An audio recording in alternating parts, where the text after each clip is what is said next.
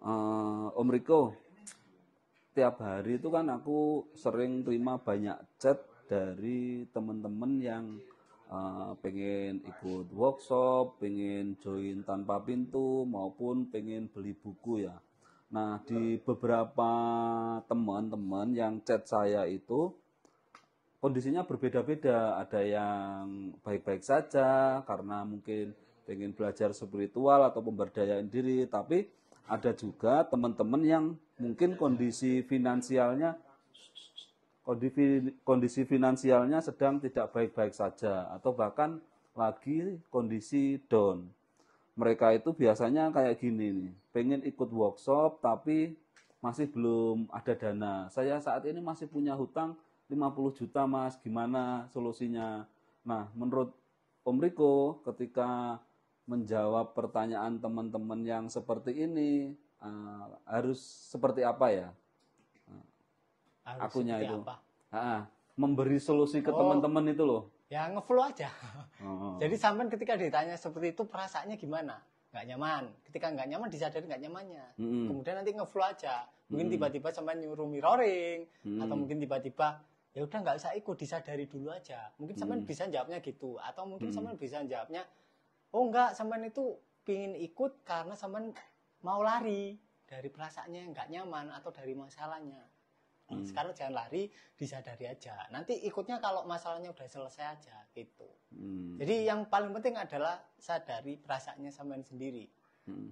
Bukan tentang jawabannya sampean itu nggak begitu penting. Yang paling penting adalah sampean menyadari perasaan apa yang muncul ketika ditanya. Karena respon sampean kan pasti beda-beda kan, tiap orang kan.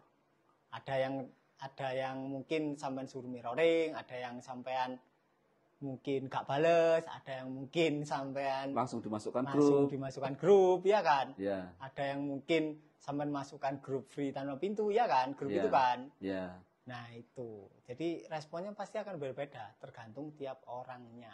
Flow-nya akan beda-beda sampean. Oh, berarti kalau dari sisi saya yang sebagai admin itu menyadari dari setiap pertanyaan teman-teman yang muncul. Terus gini Om, buat teman-teman itu sendiri. Buat teman-teman itu sendiri. Yang saat ini mungkin dia mau ikut workshop atau tanpa pintu, tapi lagi kondisi minus atau usahanya sedang tidak baik-baik saja. Ini juga banyak banget. Dialami total keminusannya. Nanti lama-lama plus sendiri. Oh. Aslinya kan nggak perlu ikut juga kan.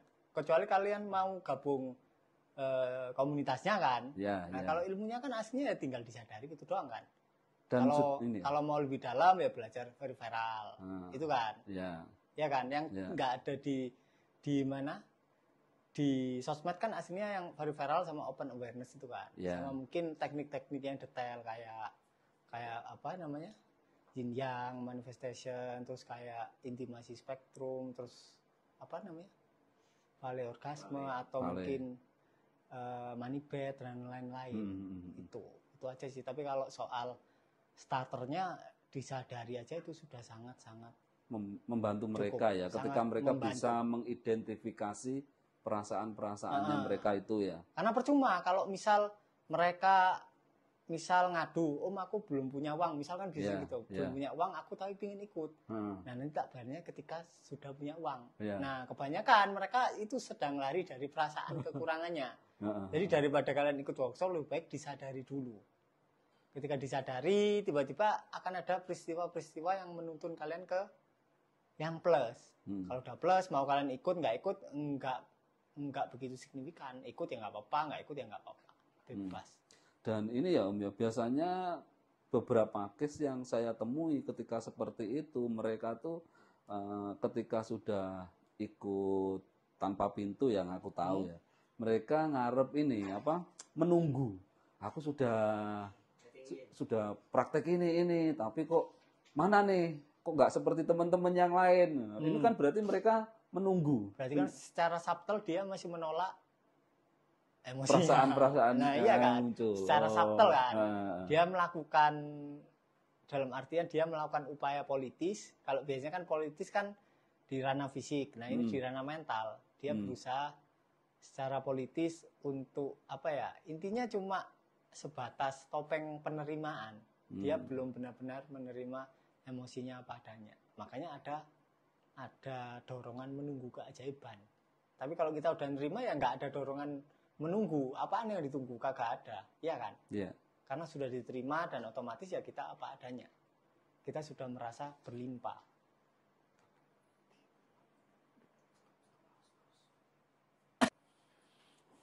Oke Om, terus gini Om, misalnya ini nih, dari teman-teman yang tanya tadi, terus dijawab seperti itu, mereka tidak terima nih kayak, oh kok pelik banget ya.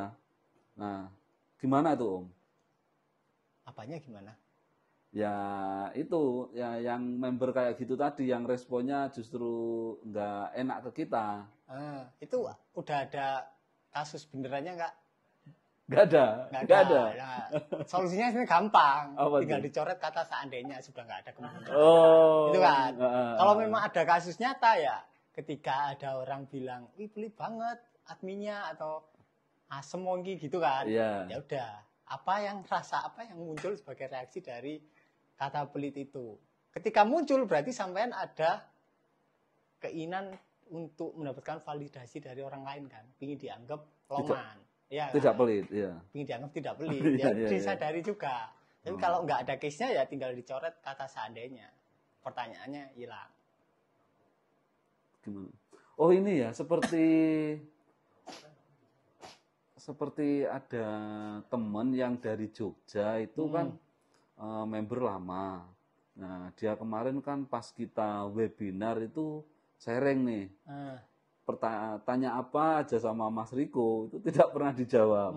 Nah akhirnya dia praktek-praktek sendiri. Nah kebetulan di beberapa bulan 2 bulan lalu kan kita ke Jogja, ternyata dia sharing dari praktek sendiri itu dia akhirnya dapat mobil tuh. Nah, kayak gitu mungkin ya Om ya. Ya jadi ya sama, ngefollow-ku juga beda-beda tiap orang. Ada beberapa orang yang tak jawab, ada beberapa orang ngefollow-nya ya disadari aja. Misal ada yang kasus orang Jogja itu dia bilang gini, tanya gini, Om, gimana caranya dapat mobil gitu kan? Kan tanya gitu kan? Atau gimana?